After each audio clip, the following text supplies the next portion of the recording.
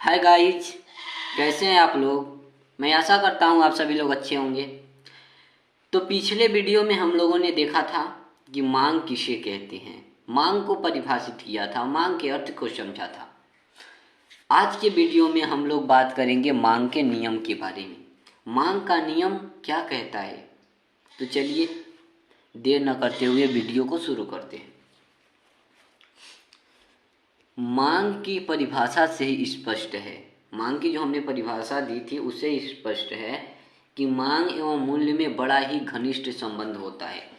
मांग और मूल्य में बड़ा ही घनिष्ठ संबंध होता है। मांग और मूल्य के परस्पर इस संबंध को ही, मांग और मूल्य में जो संबंध होता है उसे ही कहते हैं मांग का नियम। मांग का नियम यह बतलाता है, मांग का नियम क्या बतलाता है कि अधिक कीमत पर, कीमत जब अधिक हो जाती है तो मांग कम हो जाती है। अधिक कीमतों पर मांग कम, और कम कीमत पर, कीमत जब कम हो गई तो मांग अधिक हो जाएगी। अधिक कीमतों पर मांग कम और कम कीमतों पर मांग अधिक हो जाती है। ये कौन बताता है? मांग का नियम। मांग और मूल्य यानी कीमत में विपरीत संबंध होता है। कैसा संबंध? विपरीत संबंध। इसे ऋणात्मक संबंध भी कहा जाता है। मांग और मूल्य में कैसा संबंध होता है? विपरीत या ऋणात्मक संबंध होता है। हम मांग के नियम को इस तरह भी परिभाषित कर सकते हैं। कैसे? कि अन्य बातों के समान रहने पर मांग का नियम यह बतलाता है कि अधिक कीमत पर मांग कम तथा कम कीमत पर मांग अधिक होती है। कितना सिंपल है। इसका उदाहरण आप इस तरह से ले सकते हैं।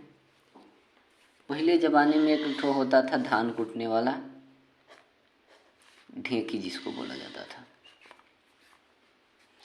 अब इसको कीमत समझ लीजिए और इसको मांग समझ लीजिए।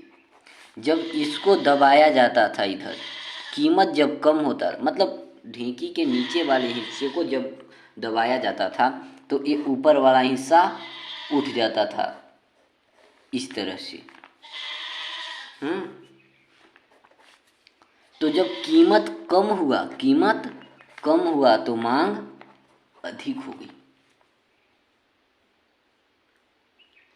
जब ये वाला अपने जगह पर यहाँ आ जाता था, जब ये कीमत ऊपर उठता, मतलब ढेकी का जो हिस्सा था वो ऊपर उठ गया तो ये नीचे गिर जाता था। कहने का मतलब ये है कि जब कीमत बढ़ा तो मांग घट जाता है।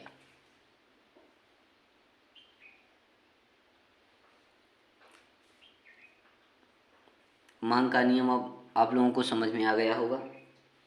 अब मांग के नियम की परिभाषा के बारे में आगे बढ़ते हैं, देखते हैं क्या कहते हैं अर्थशास्त्री। अर्थशास्त्री हैं मार्शल।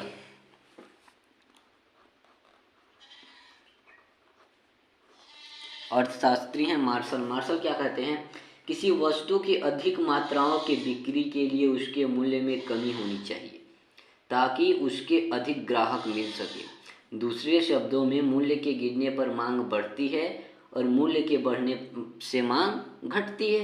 ये क्या कह रहे हैं कि आपके पास बहुत ज़्यादा वस्तु है, बहुत ज़्यादा कोई भी चीज़ बना रहे हैं। मान लीजिए आप उत्पादन कर रहे हैं मोबाइल फ़ोन का, कोई कंपनी है मोबाइल फ़ोन का उत्पादन कर रही है, बहुत ज़्यादा इसके पास उत्पादन हो गया मोबाइल फ़ोन का। ये जब बहुत ज़्यादा उत्पादन कर ली तो ये उसके पास बहुत ज़्यादा स्टॉक हो जाएगा और उस चीज़ को उसे बेचना ही है तो उसे क्या करना पड़ेगा? कीमत को कम करना पड़ेगा, कीमत को कम करना पड़ेगा। कौन बोल रहे हैं? मार्शल। क्या कहते हैं कि किसी वस्तु की अधिक मात्राओं की बिक्री के लिए उनके मूल्य में कमी होनी चाहिए ताकि उस वस्तु के अधिक ग्राहक मिल सके। अगर ये एक दो ठो उत्पादन की होती, केवल कम ही उत्पादन की होती तो ये 10,000 प्रति मोबाइल के दर से भी बेच सकती थी। अगर मान लीजिए अगर ये 10,000 प्रति मोबाइल के दर से बेच सकती थी, अगर 2-3 मोबाइल उत्पादन की होती तब। अब इसके पास ज़्यादा मोबाइल फ़ोन हो गई है, इसके ग्राहक कम है, तो इसको कीमत को घटाना पड़ेगा। यही बताता है मांग का नियम। आगे हैं सम्यूलेशन के अनुसार। अगले अर्थशास्त्री हैं